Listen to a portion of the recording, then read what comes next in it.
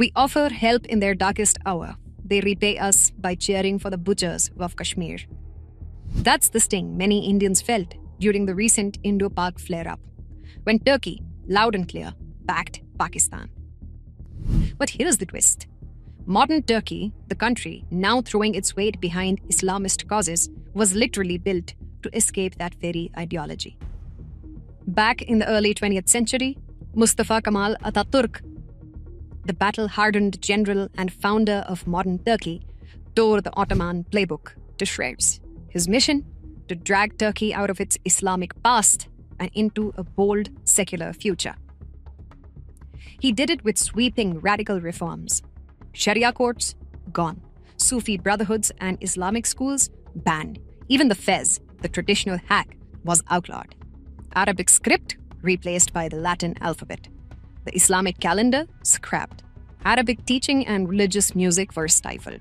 Ataturk brought all religious institutions under tight state control, anchoring secularism right into Turkey's constitution. His message was clear. Turkey would be modern, rational, and fiercely secular. And the military? They were the watchdogs of that secular dream. So how did a nation founded on such stark secularism become a loud voice for Islamic terrorism abroad? That's the irony, and the story worth unpacking. When Ataturk died in 1938, the winds in Turkey began to shift. The iron grip of secularism he had imposed started to loosen, not immediately, but cracks began to show.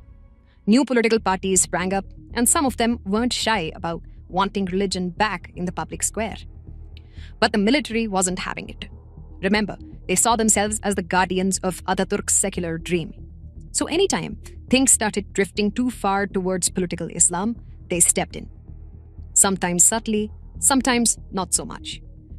Meanwhile, the world was changing. After World War II, Turkey found itself in a pretty unique spot on the map, wedged between the Soviet Union and the Middle East, with one foot in Europe and the other in the Islamic world. That made Turkey incredibly valuable to the West. At home, a new player rose, the Democratic Party. Pro-market, pro-West, and keen on modernizing. They were all about opening Turkey up. They even sent Turkish troops to fight in the Korean War, which won them something big: NATO membership. That made Turkey the first and still only Muslim-majority country in the alliance. So while religious voices were stirring at home, on the global stage, Turkey was firmly aligning with the Western world. A balancing act had begun. And it would only get trickier from here. As Turkey's elected government slowly began chipping away at Ataturk's secular legacy, the military didn't sit idly by.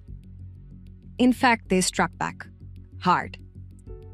Over the decades, whenever politicians took things too far for the general's liking, the military stormed in, dissolved parliaments, and even executed elected leaders. It became a kind of grim routine. Every decade or so, a coup, a crackdown, and a political reboot. But while the tanks were rolling into capitals, something quieter and more enduring was happening in the background. Starting in the 1950s, religious education began creeping into public schools. Politicians framed it as a natural right. After all, why should the state deny people the freedom to express their faith? It didn't make headlines, but it changed minds. Without a towering figure like Ataturk to keep secularism front and center, the door cracked open. And over time, anti-secular sentiment began to slip through. The military, focused on high-level power plays, failed to notice the shift bubbling up from below. Then came a moment that seemed minor, but would change everything. In the 1990s, the mayor of Istanbul recited a controversial poem. The minaret is our bayonet. The mosque is our barracks. The believer is our soldier. To the military, this wasn't just poetry. It was a threat.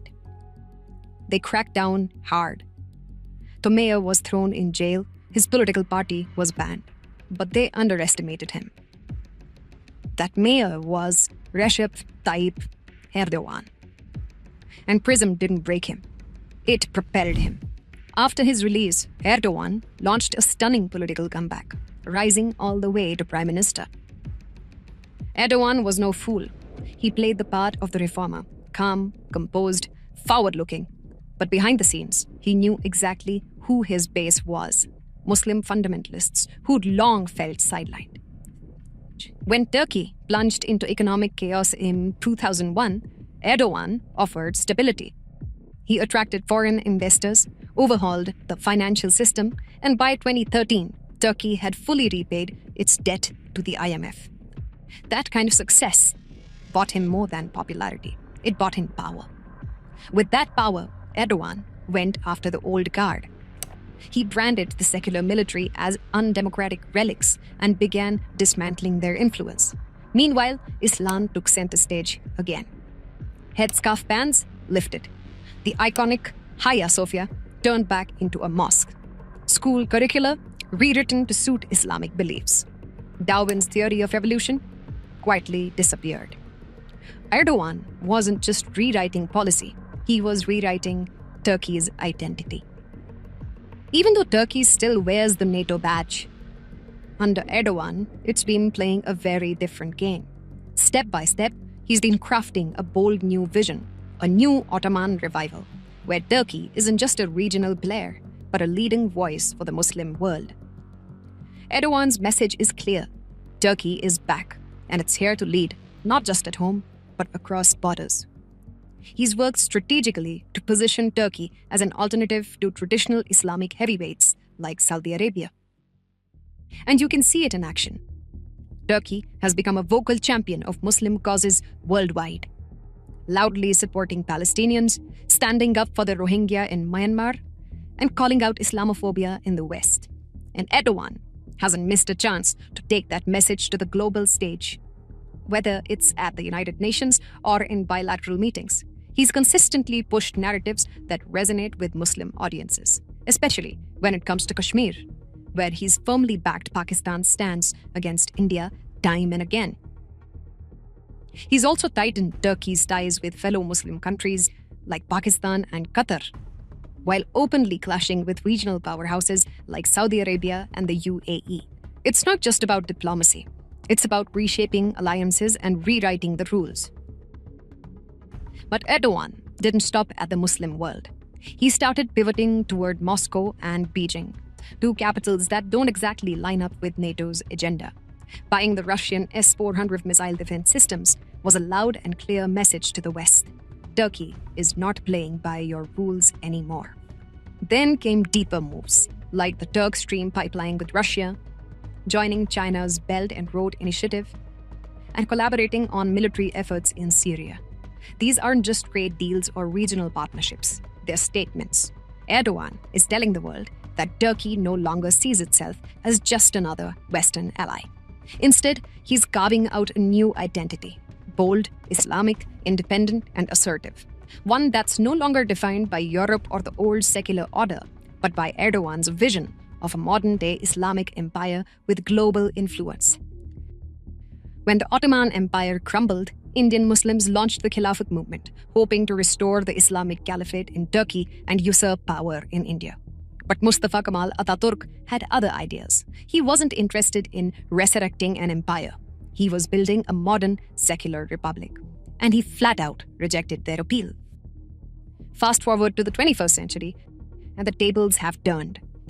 As political Islam found its way back into Turkey's domestic politics, the country began to adopt positions that increasingly clashed with India's core interests, especially on Kashmir. Time and again, Ankara has echoed Pakistan's line, much to New Delhi's frustration. Still, it hasn't all been frost and friction. There were moments of diplomatic warmth. Prime Minister Narendra Modi and President Erdoğan met in 2015 and again in 2017. The meetings sparked a flicker of hope. Maybe the two countries could set aside ideological differences and build a relationship grounded in pragmatism. But that hope didn't last long. In 2019, a planned visit by PM Modi to Turkey was quietly shelved after Erdoğan used his platform at the UN General Assembly to criticize India's moves in Kashmir.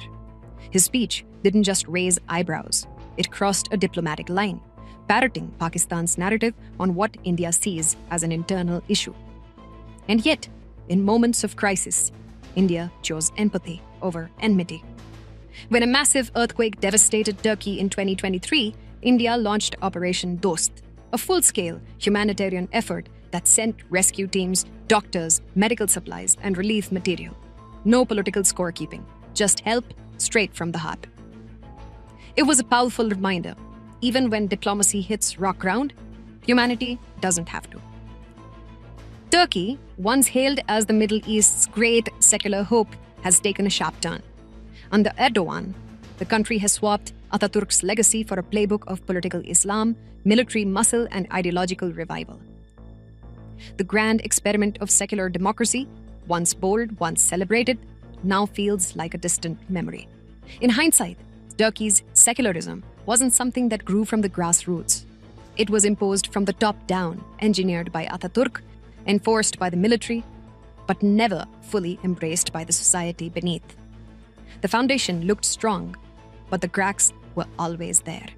And today, that facade has crumbled. The mask is off. What we are seeing now isn't a detour. It's the return to a deeper, older identity that never really went away.